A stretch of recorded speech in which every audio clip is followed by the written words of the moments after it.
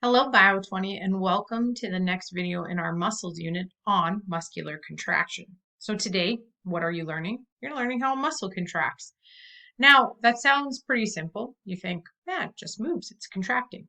But there's lots of little pieces that go along with it. So by the end of today's lesson, you should be able to tell me what actin is and how actin is used during a muscle contraction. You should be able to tell me what myosin is and how it's used during a muscle contraction. You're also going to have to learn a couple vocab words and how they're used in muscle contractions, things as tropomyosin and troponin. You're also going to have to tell me, where does calcium come from and why do we use calcium in a muscle contraction? We're also going to talk about the role ATP plays, which I've already alluded to in the first video, so hopefully you can start thinking about why do we need ATP. So let's start in the world of muscle fibers. So the first thing we have to remember is there was a hierarchy of muscles. The muscle gets made into a muscle fiber bundle. That muscle fiber, then it goes into myofibrils, and myofibrils become myofilaments. What we are talking about in the world of actin and myosin are those filaments.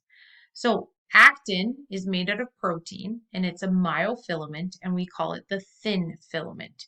It's essentially if you took a beaded necklace, like a pearl necklace or one of those fake beaded necklaces, like plain necklaces, and just kept twisting it so that they wrapped around each other, that's what a actin strand looks like. It's very thin and its role is to bind to myosin. Now you can't tell in this picture, but along the edge of these, as it comes kind of down and around background, these are sticky. This is all sticky residue on here, but we'll talk about why there's sticky residue on there in a second.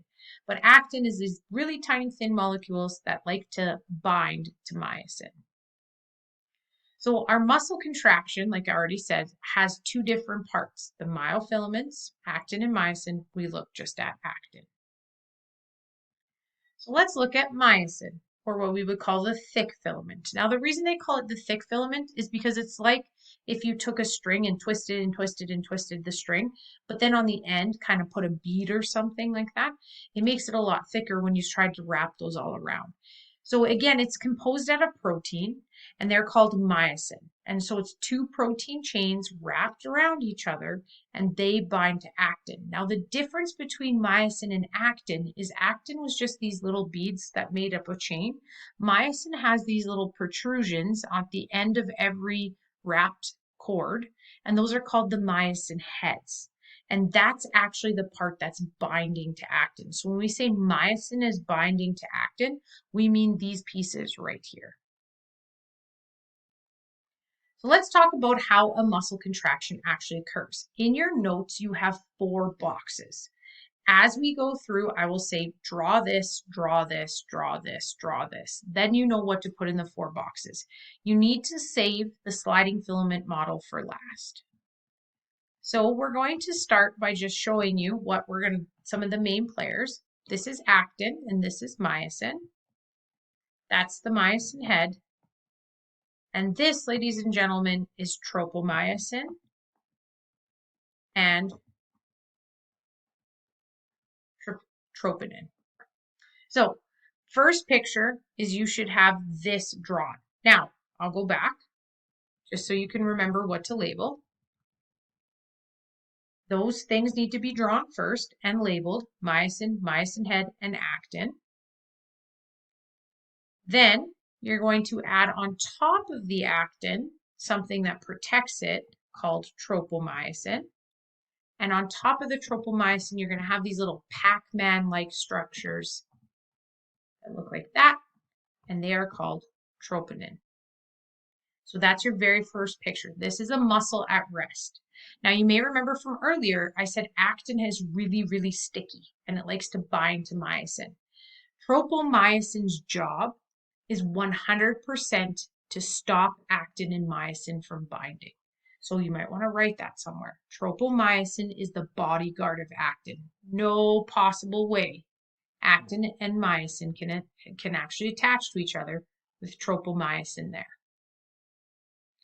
So how do we get a muscle to contract? Well, you have to remember your muscle fibers okay, go down into myofibrils, which are made of actin and myosin. Now that myofibril is then in the fiber, and that fiber is surrounded by the sarcoplasmic reticulum. That sarcoplasmic reticulum is where we keep a very important ion called calcium. So calcium is here to bind to troponin. So calcium gets flooded inside to where actin and myosin are and then attaches to troponin. So picture two should look like this. Draw your purple calciums. You don't have to have them as purple, but draw the calciums. Show a calcium attaching to troponin. Again, where did that calcium come from? Well, it came from the sarcoplasmic reticulum. If we were to go into even further detail, essentially, your brain sends messages all over your body through nerves. In order for your nerves to do anything, we have something called an action potential. And you're going to learn about that in Bio 30. But essentially, it's just the movement of potassium and sodium across a membrane. To keep it simple, that's all it means. When your muscle wants to contract, your brain has to send a message to that muscle using the nerves. So action potentials occur, movement of ions occur. And when those ions move, they actually move calcium with them. And that's how calcium gets inside to the myofilaments to bind with troponin. So your third picture should look something like this. It should have showing that tropomyosin is removed from actin, revealing the sticky residue. So like put this as a part of your picture, but then also add this to the picture, showing myosin attaches to the sticky residue of actin. So picture 3 should be a combination of this step and this step together. So calcium has attached. It's going to pull away the tropomyosin, exposing the sticky residue sides that I talked about. And then myosin's like, sweet, we can bind. That's awesome. So it binds to actin. All right. Picture 4 should look something like this. There's kind of 2 parts. So the myosin head flexes, causing the actin to be pulled in one direction. So this is part of picture 4. So you're going to show the flexing of the myosin head and then say it's moving the actin. But then what you need to add as a side note, and you can try and draw it if you want, or you can just have it as a side note, is that in order for this myosin head to actually be detached from actin, because remember, we're talking about a muscle contraction. We're shortening the muscle as much as possible. It's not one movement. You saw how many myosin heads there were in those pictures. There's tons and tons of movement. But the problem is that sticky residue is holding on to myosin really, really, really, really tight. So myosin can't actually go and attach itself anywhere else if it's stuck on that residue. So within this picture, after you've shown that this is flexing, so you saw that there was an arrow showing the movement of one direction, what you need to now add is something called ATP. Now you can just add this as a side note. You don't have to draw this part. You can if you want. What happens is ATP comes along from the cellular respiration that occurred in the mitochondria within the muscle. And what it does is it actually removes the myosin head from actin by going from ATP to ADP. So we learned that ATP is the high energy form. It's holding on to lots and lots and lots and lots of energy.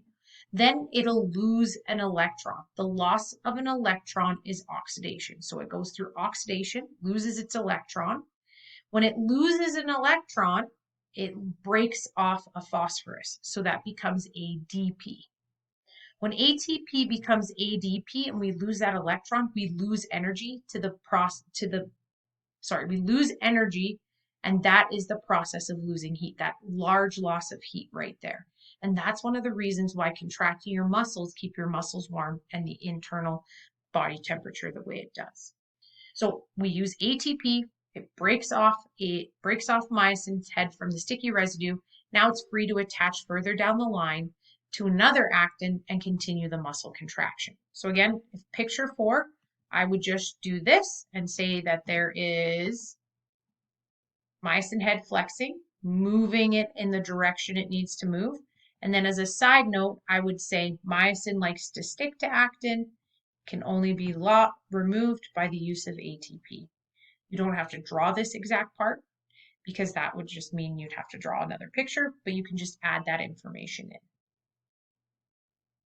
So now I said it's free, can attach somewhere else, and it can go off and move.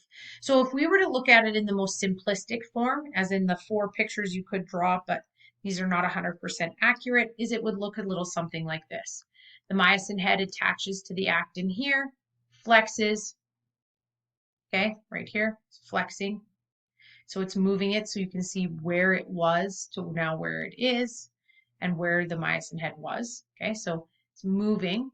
ATP has to detach it, but now since actin has moved, it can attach itself down. Myosin can attach itself further down on actin, and the process continues. So that's what we mean by the movement of actin and myosin. So the last thing we need to talk about is what we call the sliding filament model. Oops, sorry guys. The sliding filament model. So the sliding filament model is the name given to what is happening during a muscle contraction. So what you see here is the start of a muscle contraction, and you see the actin and myosin, and then you see right here the middle piece. I think it's called the I band, if I remember correctly. And then on the outside, you have what's called the Z line or the Z line. Okay. So what happens is this Z line is actually referred to as a sarcomere, but we'll get into that later. And essentially its job is just to kind of come closer together. So the Z line is moving as the actin and myosin interact. All right.